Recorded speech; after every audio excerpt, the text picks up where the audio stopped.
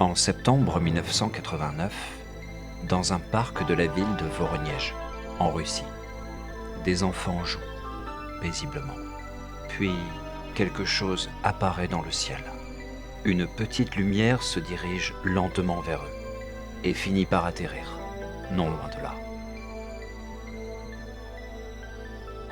Il s'agit en réalité d'un engin solide, une sphère rouge d'environ 10 mètres de diamètre. Plusieurs témoins affirmeront plus tard avoir vu des êtres en sortir.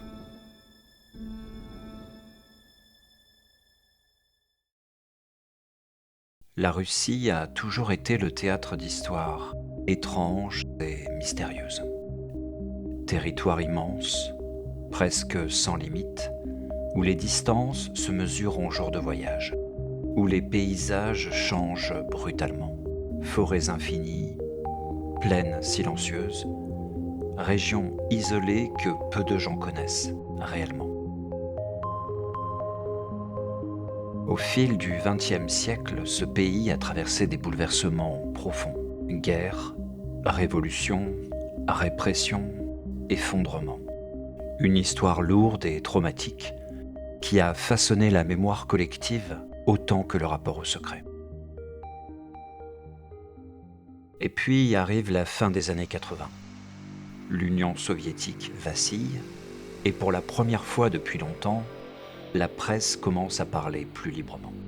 Dans ce climat d'ouverture progressive, des récits étranges émergent. C'est dans ce contexte, politique, social, presque crépusculaire, qu'une affaire va surgir, dans une ville du sud-ouest de la Russie, Voronej, grande ville industrielle située à environ 500 km au sud de Moscou, n'a rien d'extraordinaire. Des usines, des immeubles, des écoles. Et pourtant, personne ne peut s'attendre à ce qui va se produire. Dans un entretien téléphonique, le lieutenant de police du district de Voronej, Sergueï Matveyev, affirme avoir vu un objet dans le ciel, le 27 septembre. Il décrit l'objet comme un corps bien concret, se déplaçant dans le ciel sans aucun bruit, à très grande vitesse et basse altitude. Mais c'est dans un des parcs de la ville que la scène principale est rapportée.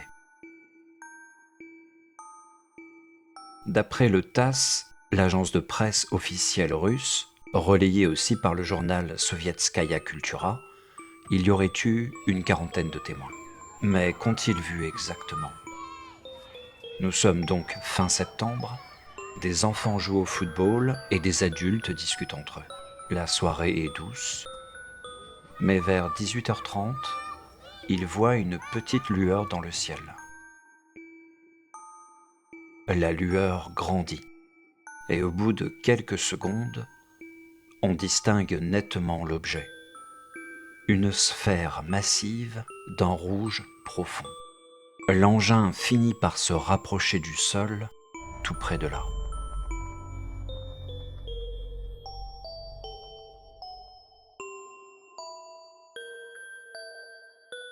L'objet fait environ une dizaine de mètres de diamètre, et il est sur le point d'atterrir.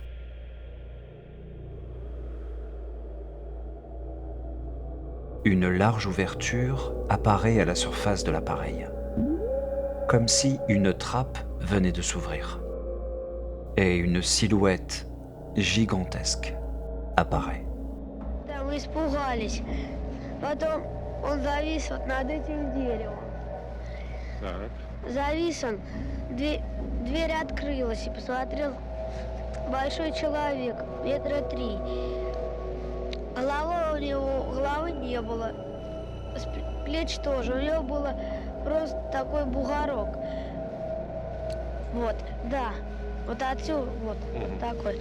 Там было 3 глаза, 2 у него по бокам, а 1 в серединке. Голова у него не может поворачиваться, так в середине глаз он у него поворачивался, мог смотреть вправо, влево, вверх, вниз. Вот. И вместо носа было 2 дырки просто. L'être décrit par les témoins aurait donc 3 yeux et serait très grand, environ 3 mètres. Certains se souviennent qu'il portait des bottes de couleur bronze, ainsi qu'une combinaison argentée. Selon les récits, la créature géante disparaît un instant et ressort ensuite accompagnée d'un second humanoïde et d'un petit être semblable à un robot. Les témoins racontent que les entités semblent communiquer entre elles et que cette communication s'accompagne d'un phénomène lumineux. Une forme triangulaire, brillante, flottait devant eux dans l'air.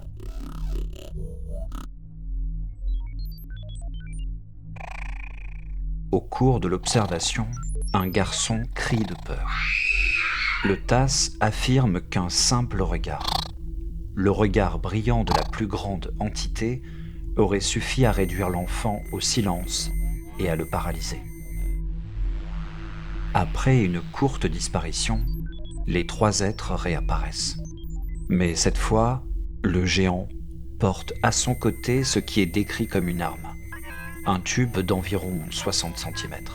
L'objet est pointé vers un adolescent de 16 ans, dont le nom n'a pas été donné. Et l'adolescent disparaît aussitôt.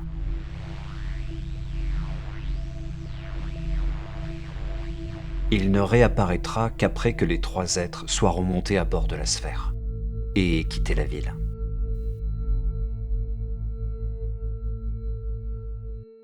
Profondément bouleversés, les témoins présents sur place ne tarderont pas à se confier à la presse. Tous raconteront la même scène. Mais ce qui est incroyable, c'est que l'affaire ne s'arrête pas à Voronyezh. Le correspondant de l'agence de presse officielle dépêché sur place, Vladimir Lebedev, affirme avoir parlé depuis à des dizaines de témoins. Il ajoute un élément décisif. Selon lui, il n'y aurait pas eu un seul événement, mais plusieurs. Environ 3 atterrissages, entre le 23 et le 29 septembre. Enfin, un dernier point vient densifier encore le dossier. Genrik Silanov, présenté comme le responsable du laboratoire de géophysique de Voronyezh, demande aux enfants de dessiner ce qu'ils ont vu. Lebedev explique que les enfants sont isolés les uns des autres. Et pourtant, tous leurs dessins se ressemblent. L'analyse du site d'atterrissage s'est révélée particulièrement fascinante. Lebedev dit s'être rendu lui-même sur les lieux. Et il affirme y avoir vu des marques nettes, des trous au contour clair, qu'il compare à des empreintes larges, dira-t-il, comme un pied d'éléphant. Les trous dans le sol ont indiqué que l'objet pesait plusieurs tonnes. Des radiations auraient été détectées, ainsi que des concentrations anormalement élevées de certains éléments chimiques, notamment de phosphore, dont l'origine demeure incertaine. L'affaire attirera l'attention de nombreux médias à travers le monde, et de plusieurs chercheurs occidentaux, dont le célèbre astronome, informaticien et spécialiste des phénomènes aériens non identifiés, Jacques Vallée.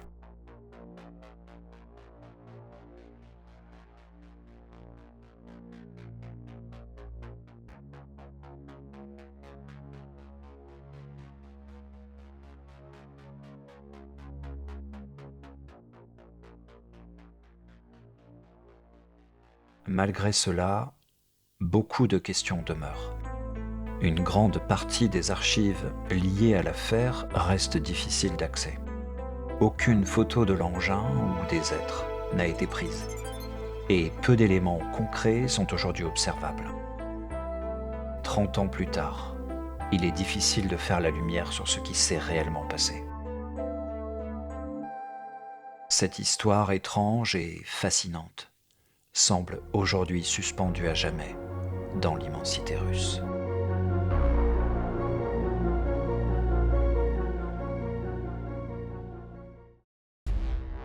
Dans le prochain épisode, nous irons dans un lieu mystérieux et désormais célèbre, dont on n'effleure généralement que la surface. Une forêt, au Japon. Un endroit chargé de récits troublants. Une histoire que peu de gens connaissent, vraiment. Pour suivre les prochaines enquêtes, n'hésitez pas à vous abonner à la chaîne.